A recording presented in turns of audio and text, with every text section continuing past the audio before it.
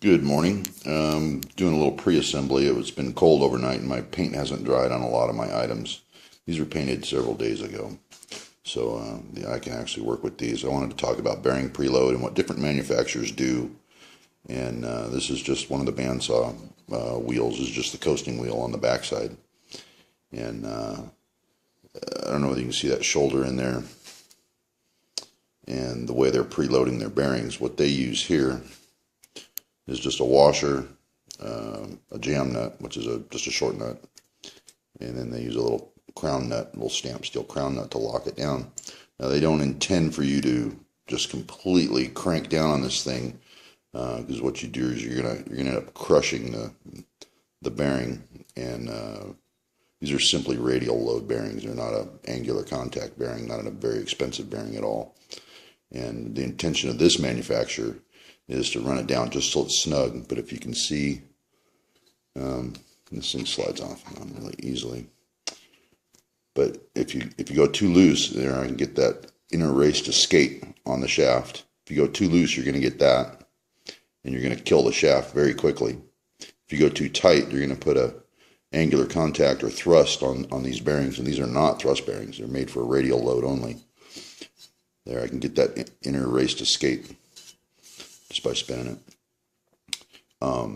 And so you have to preload your bearings carefully, and every bearing situation has to be evaluated on how you're going to do it. And something like this, you just washer it and get your nut on. These bearings have been pressed down into the hub to their seat. There's a snap ring in the center. It's a double row bearing. And so what you do in a case like this is simply wrench it, give it a little bit of a turn, just back it off. And that way you know you've pinched that inner race. Doesn't allow the inner race to run around, and you've done a slight preload on the bearing. And then they use this little lock nut just to keep that other one from spinning off. And you get 2 wrenches on there and run them down. But every bearing situation has to be evaluated. Some manufacturers, when they put a shoulder on a shaft, they do it very precisely based on the bearing preload, and then they would do a shim stack to preload the bearing properly. Or they leave it up to the installer in a case like this, and to make sure that your bearings are preloaded properly and they're not going to wear out. Too tight, you're going to wear the bearing out. Too loose, you're going to wear the shaft out. So I wanted to bring that up, that different companies did different things. So yeah, it always needs to be evaluated. I'm going to take it apart real quick and show you now that I've kind of snugged it down and everything's seated. I'm going to take a little flat ruler here and show you the difference between the shoulder on the shaft and the inner race. And big or small, it doesn't matter. It's all the same. I'm just going to drop that ruler right there and try to get in there. And you can see the daylight on the shaft. Oh God, please focus. This thing's giving me a headache. Yeah, you can see the daylight to the shaft, but it's sitting on the actual bearing inner race. So they did leave us some room to do a manual preload. So all that needs to be evaluated every time you deal with a bearing surface, whether it be in a gear drive or a coasting type wheel like this, or even an electric motor. It all needs to be looked at and what the manufacturer intended. All right, next up.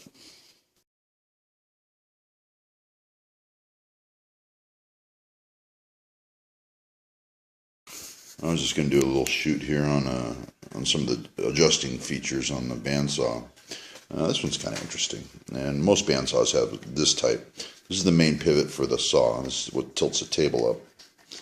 And what they did, this is just the shaft that goes through the table and then through the main head. And if you look at this shaft, each one is shouldered. This one is completely concentric. And you can see they've put out one little witness mark on there. See that little notch on the step? But then you come over to this side, and this one's been cut eccentrically. Now what that enables you to do is turn the shaft and tip the tilting mechanism side to side and help it make a square cut. So that's one adjustment that's on the machine, and I'm going to go through all of them. One is the blade tracking. The other one is the way that the saw comes down and cuts in the vise. This has a lot to do with it cutting square, looking down on the machine. I guess vertically you'd consider that.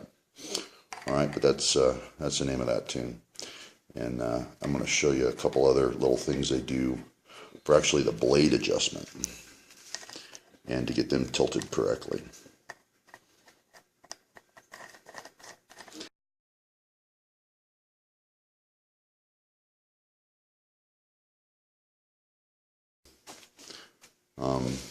These are the actual blade guides. So you've got two side rollers and a top roller.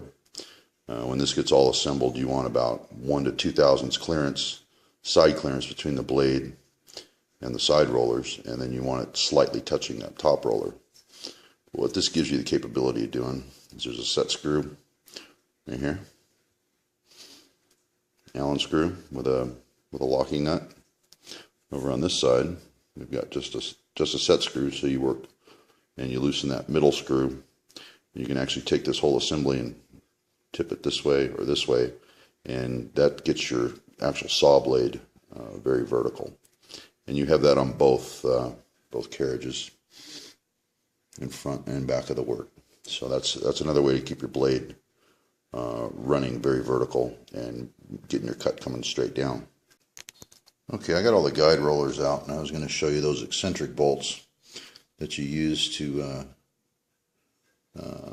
adjust the blade. And if you can see that right there, the way it's moving back and forth.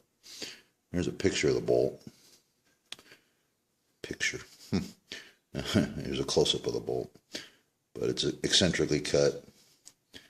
And when you get to taking these apart, you need to be real careful with these. These are no fun to make, and they're even harder to get your hands on if you just want to buy one.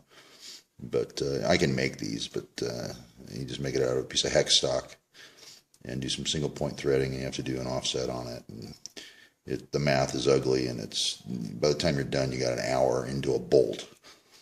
And if you can find them, you usually spend about $30 on a bolt if you have to buy this. So use a lot of caution getting them out. Your first reaction to get it out of the bearing is just smack it with a hammer. Don't roll over that thread. Don't break it. If it's seized in there, let it soak in some Croil or WD overnight. But I got all the bearings out. They're sitting here. Uses two different types. Uses 4 of this type of bearing and 2 of these.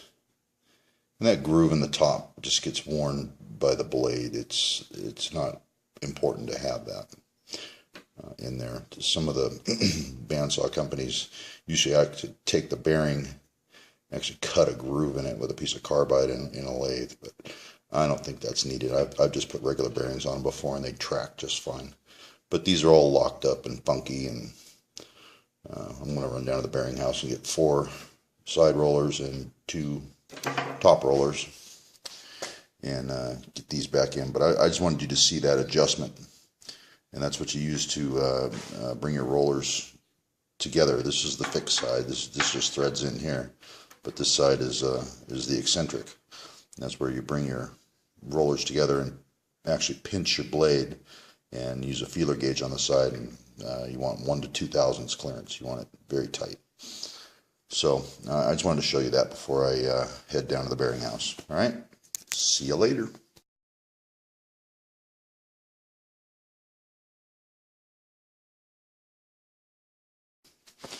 Here's a carriage that we already put together,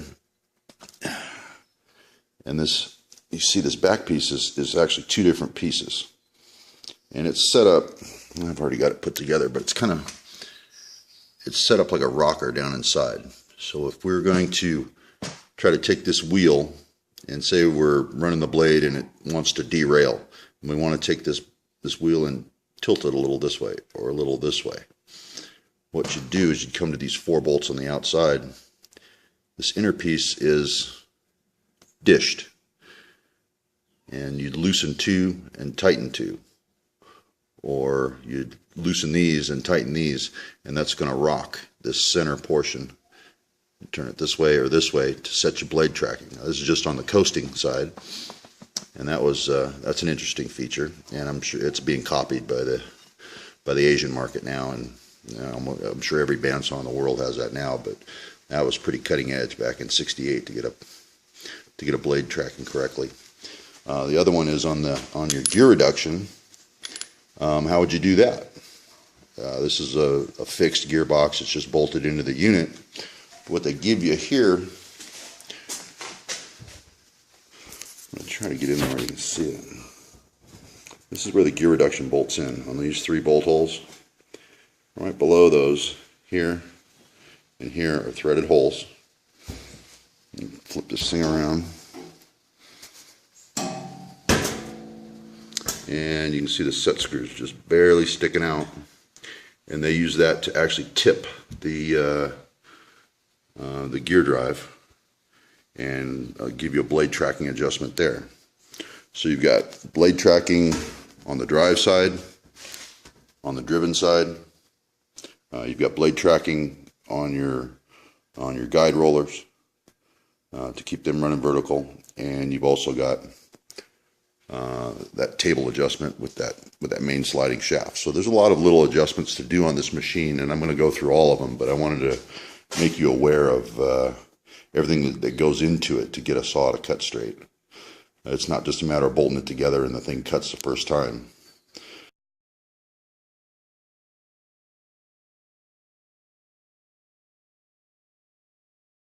In other news, that old turd is a Carolina saw, and it's more of a bandsaw kit more than it is a bandsaw.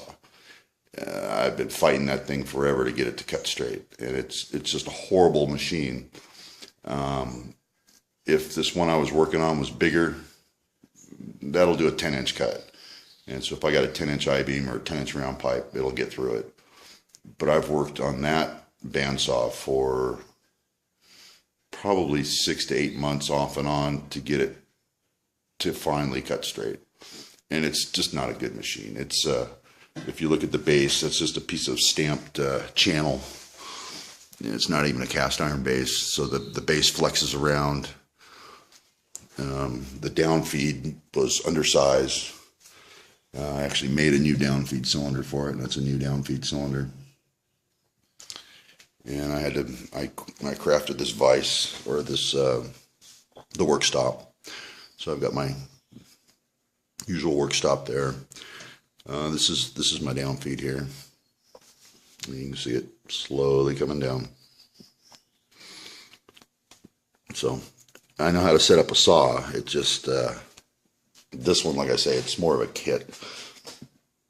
This base here, just a piece of stamped steel channel, real flexy, real scarred up, not good. Anyways, don't ever buy that, ever. I don't care how good the price is, don't buy it.